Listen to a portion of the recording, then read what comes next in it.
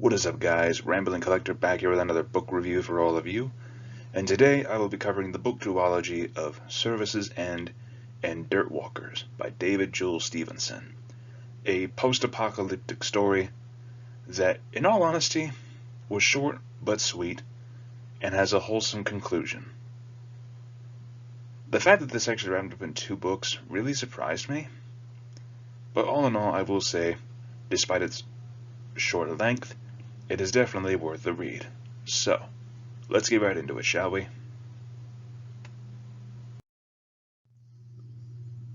So oddly enough, I was actually lucky enough to meet the author at Comic-Con, and I actually got to meet the guy, and I bought both of these books, just wondering what it would be about, and whether or not it would be like the beginnings of a series. As a matter of fact, it was actually a duology, like I mentioned before, and that actually surprised me. See, at first when I was reading them, I thought, for instance, that it would just have the 2 books, and then it would have like a third or something like that, but no. It managed to wrap itself up in at least 2 books, and for that, I was actually appreciative of that. So, the cool thing is that both of these books equal to about only 200 or so chapters. So in the end, they're very short, not that long, and in the end, they're actually very engaging too. I actually was surprised about the idea of a post-apocalyptic setting, but this one actually does it well. So the story starts off with our main character, Jonah, a boy who is just coming of age and essentially now works as farming for his family. Right, so one day while out on a hunt, he's actually scouting out what he calls the Deathlands, this sort of dead area where there is like no hydration, no vegetation, no nothing. And the local townsfolk always say that it is forbidden to cross that area, for Lord only knows what reason. A lot of people have a lot of superstitions about it, but there are no clear facts. And Jonah honestly has a lot of questions about it, wondering what it is about the Deathlands that makes it so terrifying. So one day while hunting out for game, he actually follows this deer out into the Deathlands to provide meat for his family, and in the process he actually uncovers a hatch. Not knowing what it is, he goes on to figure out that apparently this came before the resource wars, as a matter of fact, which is where the post-apocalypse setting is. So apparently this is a post-war world where humankind now has survived massive radiation and nuclear bombs or something of that nature, where apparently it was just a war for resources. However, what I do like is that after he manages to open up the hatch, Jonah is essentially a fish out of water, because what he finds is in fact a whole nother society. See, this hatch actually opens up into what is essentially a massive underground bunker, or literally an underground society, where people believe that the surface that Jonah lives on is completely uninhabitable and is still a nuclear blasted wasteland, completely unaware that there is in fact fresh air and fresh game for all, right? So as he is exploring, he actually runs into this girl named Talitha, whom he is instantly smitten with for the fact of her burning curiosity to discover what it is on the surface, even if it possibly means her own death. But, in all honesty, the way that the facility, as it is known, is run it is fascinating actually, with all its futuristic technology, but you notice how people there have grown more sedentary with their lives. They barely even do any hard work. Like Jonah lives a very different lifestyle of hard work, toiling the fields, hunting for his family, things of that nature. But down in the facility, life just seems easy. They don't have to worry about cooking their meals, they don't have to worry about any physically straining work, and in fact most of the humankind which is located in the facility is hooked up to some form of tablet or gaming device, or as they call it, an arm tile, or no, wrist tile, if I remember correctly. Sort of like a mobile phone, but it's like an arm bracelet, which in my opinion really says a lot of today's society, how we are essentially glued to our phones. Essentially I like how this is like a culture clash of the old versus the new ways. You know, like how it speaks out of how the old ways, we work hard, do our best, and provide for the family, whereas in society now, everyone is just glued to technology. We're glued to screens, whether that be through games or even just regular old mobile phones, which, let's be honest, I felt a little bit called out there when I read that. I'm just like, well then, this speaks about us today, doesn't it? But once again, I do like how there's such a culture clash here. And in reality, Jonah discovers more about the facility, such as, for one, how they get their meat, how they get their food. And needless to say, I will not spoil it, but I will say it was nightmarish, absolutely disgusting, and quite frankly, I will probably never get those mental images out of my head. Thanks, David. Like I needed more nightmare fuel.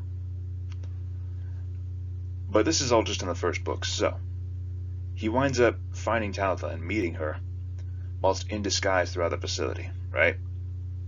So as he keeps going, he keeps talking to her and tells her, hey, the surface isn't all bad. The surface is not what you think it is a blasted ruin. So they end up going to the central computer that runs the facility, and they begin to find out that there are these hidden files. They find out the truth that the government of the facility is making sure that nobody knows that the surface is habitable. Otherwise, they would lose their exercise of control. See, originally what was planned was for everyone to be equal within the facility. However, as we humans do, we always manage to put somebody below us and have an upper class. As a matter of fact, the main humans that are shown throughout the facility are actually those of the upper class. And in fact, there is a lower class of those they call laborers, who are essentially the lower class citizens who run the facility behind the scenes, but nobody's ever seen them except for the occasional police officer. And to be honest, that really does state a lot, again, about society. Like, as I'm reading this, I realize, well then, this is just a reflection of society, isn't it? But throughout it all, so after proving to Talitha that the surface is actually habitable, he goes on for this major escape, but not before getting caught by the police there, and essentially being proclaimed as dead, when in reality it's simply the fact that he does not have a tracker on him. So apparently Jonah to the facility is completely untraceable.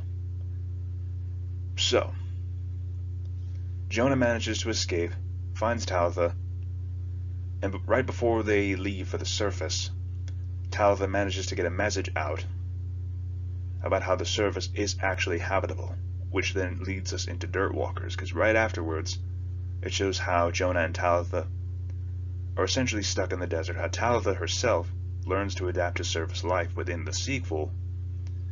Meanwhile, everything is going to hell within the facility because the laborers have now figured out that essentially there is an escape for them. There is a way to get out of this life that they live, where it's just endless work until their deaths, with no regard for their lives or for them as individuals whatsoever. And to be honest, as I was reading throughout the second book, I actually really enjoyed that one. Like, the one thing I could say about both of these books is that they're very fast-paced, and yet the story flows so seamlessly that it manages to keep your attention as you read.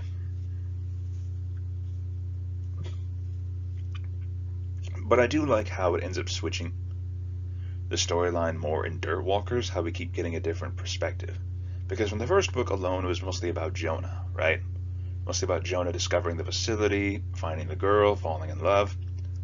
Hell, he even proposes to her right before they leave for the facility, and honestly, I thought that was absolutely hilarious. But also kind of charming in a way. Because I do like how the romance is there, but it's not treated as like the main source of the story, and instead it focuses on just building up this world and actually bringing a good story. The romance is there, but it's not like the main focus, if that makes any sense.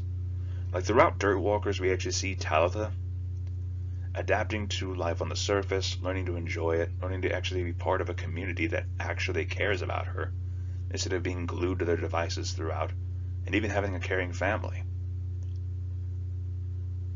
But I do like how we also get more of the laborers and their uprising throughout Dirt Walkers, as well as we even see Talitha's father and his rise to power, and how he slowly comes around to realize that, really, he's just a dog in the system, another cog in the machine that is easily expendable. And essentially he becomes the scapegoat for the leader class. Because the laborers all point the finger at Talitha's father as essentially their main abuser. But throughout it all, I do like how Talitha's father does come around near at least to the mid-tier of the book, where after talking to the main laborer leader of the rebellion, he actually realizes that the laborers are people too. And throughout it all, while he has lived comfortably with literally almost no stress whatsoever, these laborers have been fighting for their lives just to live a simple time. Hell, the labor leader even tells of how she lost her husband and child due to the abuse of the upper class. Needless to say, that actually broke my heart too when I read it. All in all, though, I do love this book, Duology, for just being what it is. A simply good story. It has romance, it has a sense of community, culture clash, uprising. It's a very climactic story that flows well. It's very quick, I will not lie to you guys, but at the very least, it's not a boring story. It keeps your interest. The characters are not completely one-dimensional. At the very least, there is character development, and I do like that. So it's not completely one-dimensional characters just building through the story. No. David actually does a very good job of writing it in a way that you care about these characters. So even though this duology did end on a quick note, it was still a very engaging read. And I might have just spoiled a great amount of the plot, but I will say, go and experience it for yourself. So, with all that said, let's get on to the score. Though with the way I've been talking about it, you all should know what I'm going to give it at this point. So all in all, I would give this duology a solid 10 out of 10 for solid story, interesting characters, and mostly just being an engaging read that keeps you glued from page 1 all the way to the end.